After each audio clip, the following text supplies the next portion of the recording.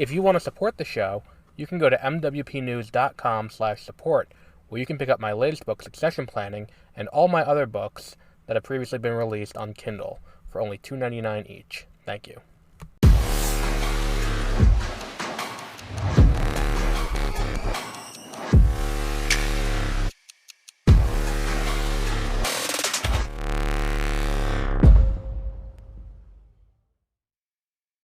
Good morning and welcome to the Backlog Files. I am Adam.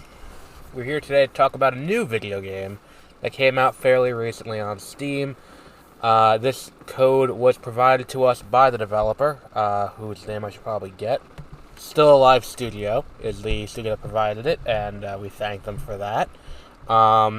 We do have to disclose when we get stuff in advance, and this will be marked on Spotify as having paid promotional content because it counts as paid promotion.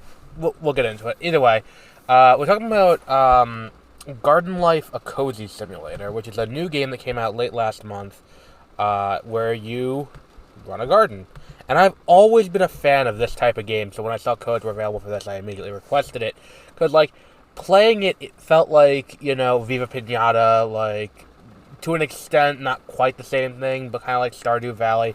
I've always liked this kind of game where you get this space, it's yours, and then you get to decide how you decorate it and all of that yourself. And there are tasks you can do. There's a creative mode, which I really love, where you can just go in and fuck around and create the garden however you want. But there's a story, too. I really liked this game a lot. I found this is a game where it's like, we've talked about games in the past where it's something that becomes a recurring thing that I'm going to play, multiple times. You just have it installed perennially. So I'll just pop in and play it every once in a while. We have games like for me, it's like any Pokemon game is like that. We've talked about Stardew Valley is like that. What was the other big one? FTL is like that very much. So it's one of those things where the graphics are good. It's not overly taxing on my computer in the way some other games that I've played recently have been. Which is, when I was playing My Little Universe, it was taxing. It was something where it's my fans, going, like a million fucking miles an hour. This is not not the case here. And it's, the controls are intuitive. I plugged my, and that's something else that I cannot overstate the significance of. I love being able to plug in my Xbox controller into my laptop and it just be mapped and it just work. With Palworld, I talked about this, it wasn't properly working. Here, worked like a dream immediately. Fantastic. And I love that. No coding, no mapping, no dealing with anything. It's just, you plug it in, you go. It works.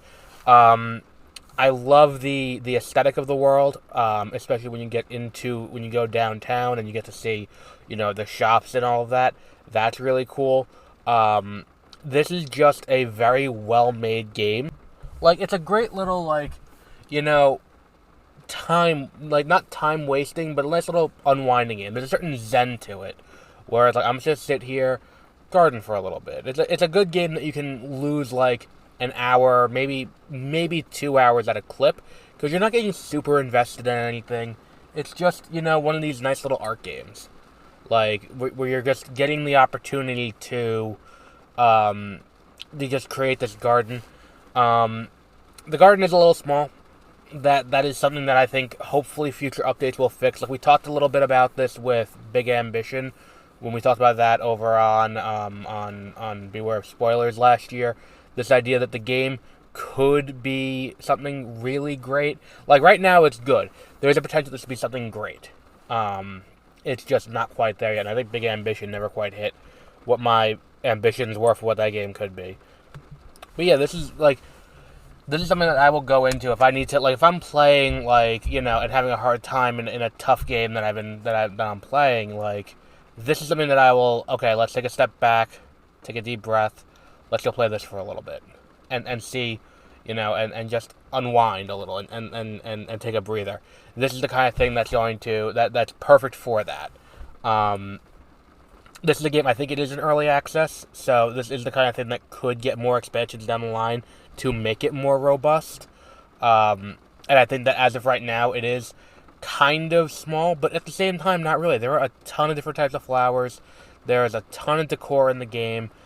I could see this being the final build, and I think if it is, I don't know how much it costs, but for the right price, it's worth it. At the same time, this is something where I could also see it becoming something bigger, and having a lot of post-release content.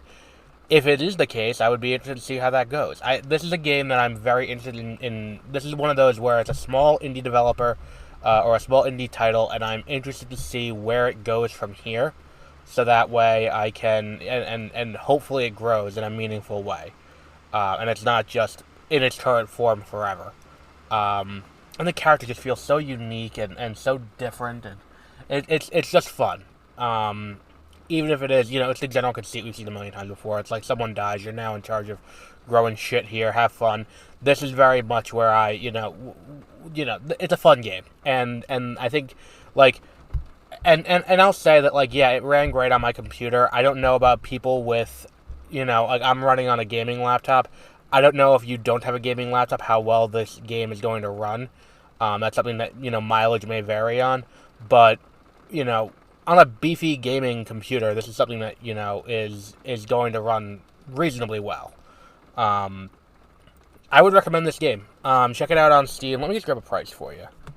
I mean, $25. I think that, like, if you can get a good 4 or 5 hours out of this, like, if you're someone who will sit down and play a cozy game, like a not high stakes game. I mean, you're probably not listening to a gaming podcast to begin with, but if you're someone who can do that, this is something that may be for you.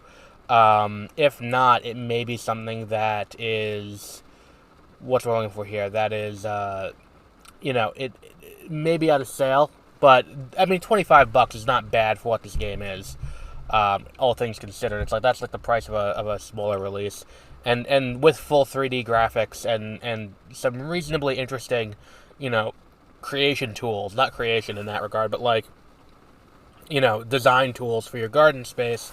This is a pretty good deal. I would recommend this. But we'll wrap up there for today. Next week we have Pokemon Stadium 2, and the week after that we have Pokemon Ruby and Sapphire. So until then, have a great rest of your week.